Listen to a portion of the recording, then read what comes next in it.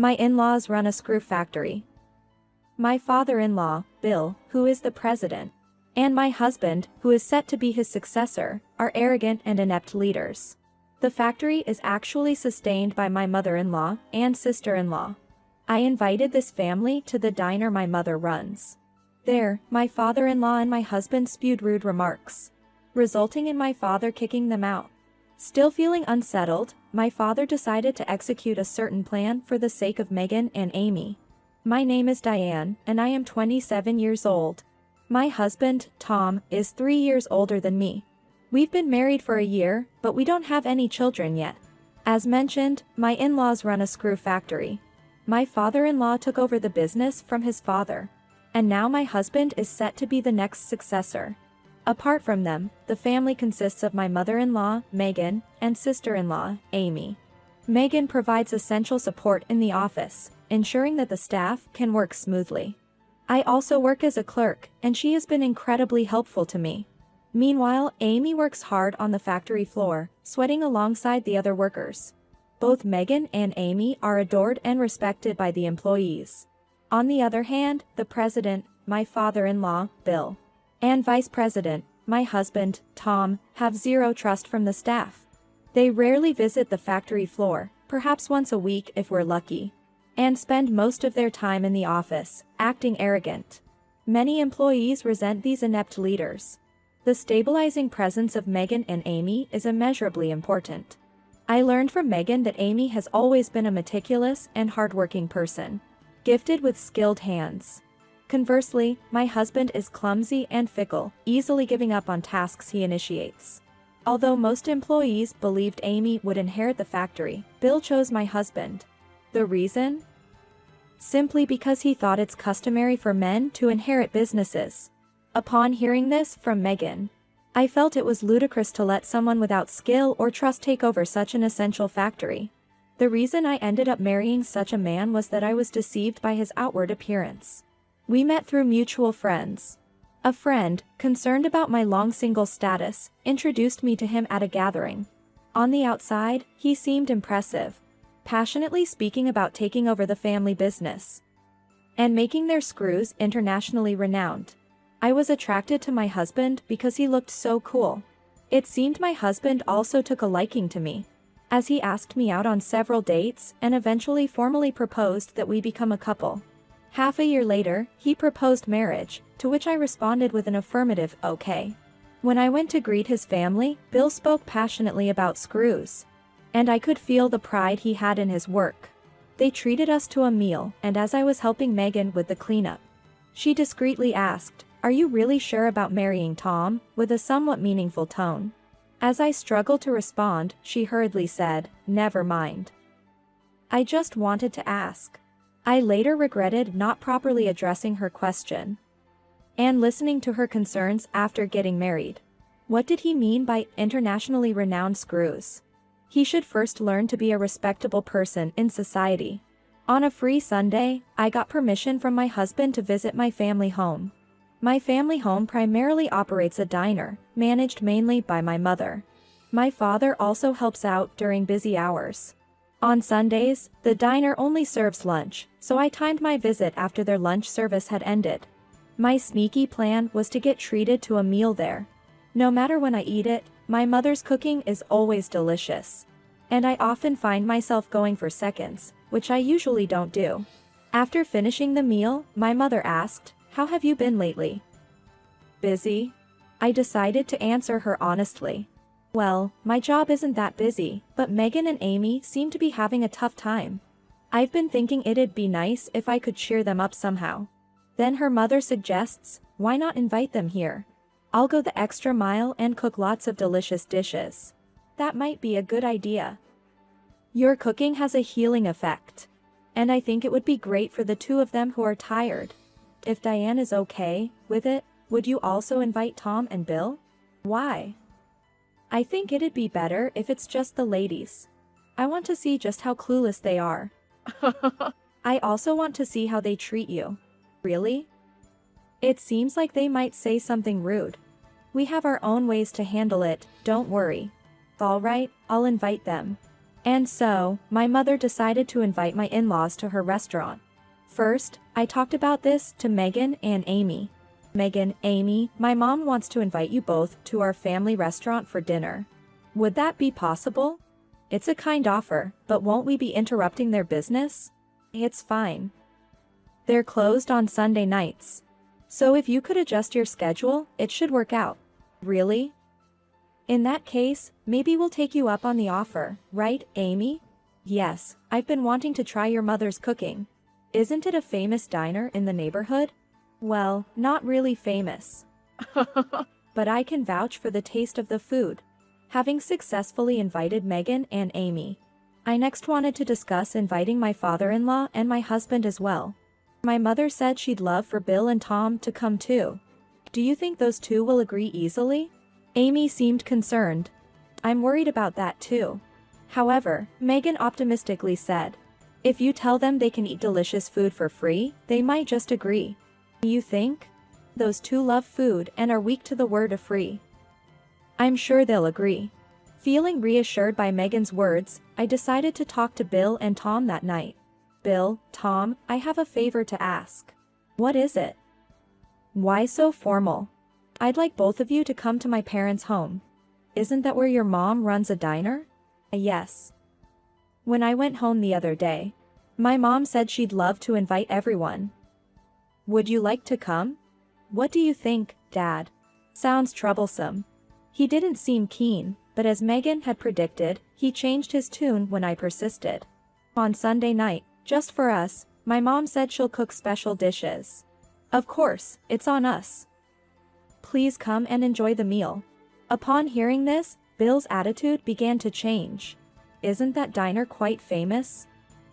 If you're inviting us so earnestly, maybe we should go. Yeah, Dad. We're being invited, after all. True to Megan's prediction, the word free made Bill and Tom change their minds. Though they acted nonchalantly, saying, we'll go, I could sense that they really wanted to go. As expected, Megan, having been married for many years, it seems she knows exactly how to handle her husband. And so, I successfully invited my in-laws to my mother's restaurant. The following Sunday evening, I returned to my childhood home with them. My mother was quietly cooking in the back of the kitchen, and my father greeted us. Thank you for coming all the way here today to accommodate my wife's wishes. The meal will be ready shortly, so please wait a moment. As my father returned to the kitchen after the greeting, my mother stopped her cooking to greet us. It's been a while, hasn't it? Since the wedding of the two of you? It's good to see everyone looking well. Then, Megan spoke on behalf of everyone. Thank you for inviting us today. We've wanted to dine here for some time, but the timing never seemed right. Everyone was looking forward to today. My mother, apparently pleased with Megan's words, returned to the kitchen to cook the meal. As soon as she disappeared from view, Bill muttered, "This restaurant and its owner both look old and dirty." I heard his words, and my husband joined in the mocking. "You're right, Dad. I didn't notice at the wedding, but isn't Diane's mother too old? If I knew the restaurant was this rundown and dirty, I might not have come. Yes, eating in such a filthy place might make us sick." Their insulting remarks grew louder, and finally, my mother, who was about to serve the food, overheard them. She placed the dishes heavily on the table. Soon after, my father brought out more dishes. Sensing that they had been overheard, my father-in-law and my husband became restless. "I don't want the likes of you to taste my beloved wife's cooking. Please leave immediately." "How rude. You invite us and then tell us to leave? The rudeness is on your side. Don't think you can insult my wife and get away with it." With that, my father grabbed Bill and Tom by the arm and dragged them out of the restaurant. Closing the door with a sharp sound, he turned to us with a smile as if nothing had happened. "Now, let's eat while the food is still warm." Everyone was stunned by the sudden turn of events. But Megan quickly said, "Let's eat," and a pleasant meal began. Megan and Amy drank and began complaining about Bill and Tom. "They're both so useless. We run the factory, and they don't even notice. The employees hate working under them. I wish Amy would take over the company. Don't you think so, Diane?" Just as I thought she was complaining, she turned the conversation to me. I agree with you. It's hard to understand why such a competent person Amy is treated this way. She deserves better. Thank you, Diane. I never get used to being bossed around by those two. Because of the two of them, there are still tasks that can't be done efficiently. There are so many things I think I would do differently. My parents smiled as they listened to our complaints. As soon as the complaining stopped, my mother spoke. It was obvious from their behavior earlier that those two are useless. Isn't it time for all of you to take a stand? We'll help you. With a wicked smile, my mother said this. My father nodded in agreement. I had a feeling something was about to change. After the dinner party, things seemed the same for a while. Bill and Tom lounged around the office, doing nothing, while Megan worked hard. My parents said it was time to take a stand, but nothing seemed to change. A week passed, and then I received a message from my father. Everything is ready. You can safely break up with Tom. What do you mean by breaking up? Diane, you and Megan will each get divorced. Amy should just sever the ties between parent and child. But if I leave, what will happen to this factory? That's why preparations for the factory have been made. You don't need to worry about anything. His tone was utterly serious. If he says so, I believe it will be okay. I finished my call with my father and told Megan and Amy. Thus, we decided to take action. That night, I resolved to tell Bill and Tom. Me and Megan want a divorce. Tom, perhaps thinking I wasn't serious, laughed and said, "Huh? What are you talking about? If you're talking about severing ties, you mean to divorce, right?" I handed the divorce papers to my husband. Then, I gave the divorce papers from Megan. Megan and Amy had already left the house. I wondered where they had gone, and they were preparing this? Fine. We'll divorce. Don't come crying back to me later. I wanted to retort his words, but I decided to keep quiet. After they signed the divorce papers, I decided to leave the house as well. A few days later, Bill and Tom showed up at my parents' house. What's going on? Our factory got absorbed in a merger. You must know something. Bill was furious. Tom added, "Give back our factory. All the employees have disappeared. What will you do?" They yelled loudly. Then, my father made his appearance. Do you two know nothing about my workplace? What do we need to know? You're just the owner of this rundown diner, right? With a laugh, my father said, "This is who I am," and presented a business card. The president of the major metal processing company. Yes. Our company had a weak point, and it was screws. I heard that the business owner and his successor were incompetent. But thanks to the craftsman and Amy, the product quality was excellent. So, we decided to bring it under our company's umbrella. Bill and Tom were stunned. At that point, my father added further to the situation. Now that we've absorbed it, we want to overhaul the management. In simple terms, we'd like the current president and his successor to resign.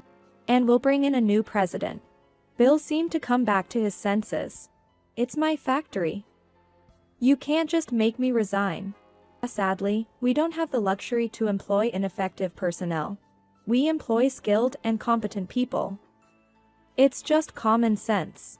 Who can do better than us? That's right. Bill and Tom still didn't seem to realize their incompetence. They also hadn't noticed that Megan and Amy were quite skilled. So, my father announced the new president. The new president will be Amy. Wah. Their voices overlapped perfectly. Why Amy? A woman can't possibly handle being a president. However, all the employees have said that if you two remain in charge, they will quit.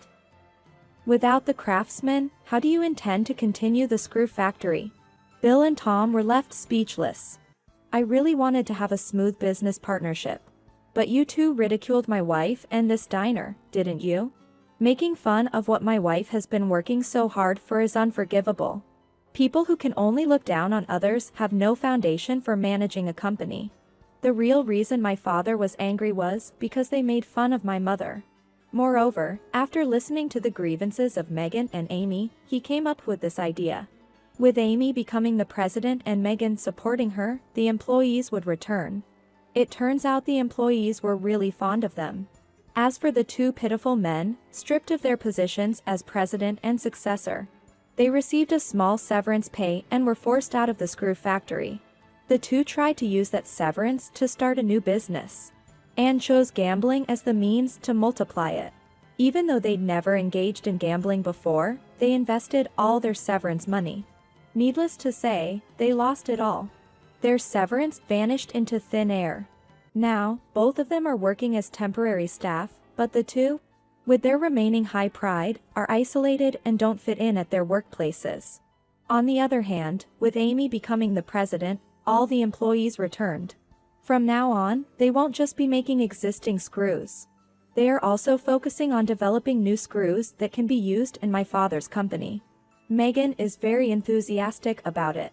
As for me, I started working at my father's company. I thought it would be good to work there to understand the situation at Amy and Megan's screw factory. Well, on the personal side, I still get along with Megan and Amy, and we regularly have girls' gatherings at my mother's diner. My father also wants to join us, but my mother won't let him. So, he watches us from afar. That's how things have been for us lately.